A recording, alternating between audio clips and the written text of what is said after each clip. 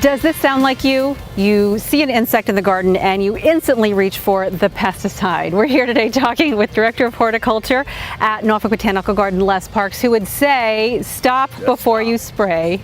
Well, at least think twice about it. Definitely, definitely. A lot of people think that all insects are bad, and they're actually really good for the garden. They're really good for the environment, and we need to let children especially, but everybody needs to know that not all insects are bad. Mm-hmm. And there's a difference between the good insects and the bad insects. Right. And you were talking with me earlier about the importance of bringing in the good insects into your garden. How do you do that? Well, if you plant the right combination of plants, native plants, plants that attract particular types of insects, and plants that bloom at different times of the year, the insects will follow. Plant it and they will come. Ooh, I like the sound of that. Well, can you be more specific? What are some of your favorite plants that do this? Well, some of my favorite pollinator plants are Monarda, which is also called bee balm. I like wild quinine, coneflower. I love the coreopsis, particularly the variety called Zagreb, cardinal flower, and then probably one of my favorite pollinator plants is called mountain mint.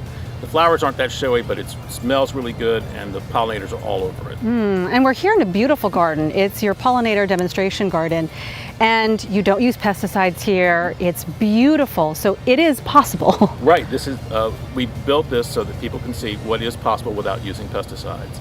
And we have a little guide at the beginning of the garden where they can go in and look for different types of plants, and it just gives them a brief intro into having a pesticide-free garden. But there are some bad bugs, right? So let's talk a little bit about that.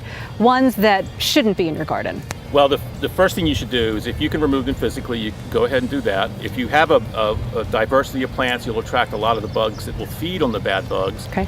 And if all else fails and you need to use a pesticide, use one specifically targeted for that insect and stay away from systemic insecticides or insecticides where you spray the whole yard, because that will kill everything. Talk a little bit more about why that's a problem, because that's what people want. They seem to want to kill everything, and talk about why that's an issue. Well, when you do kill everything, first of all, you create a blank slate, and that will make it easier for an opportunistic bug to come in and really wreak havoc. And also you deny things like birds from the food sources that they need. I hear you're doing something new, answering people's plant questions. Yes, we have experts on hand who will answer any kind of plant question. You can send in pictures of your plants, what goes with what's eating my plant, and it's askaplantquestion at mbgs.org. Fantastic. And if people want to stop by this pollinator demonstration garden, where do they go and how do they get more information about the garden? Right next to our butterfly garden, and they can find out more information on our website at norfolkbotanicalgarden.org. And the hours? We're back to normal hours now. It's 7 days a week, 9 o'clock to 7 p.m. Les, thank you so much.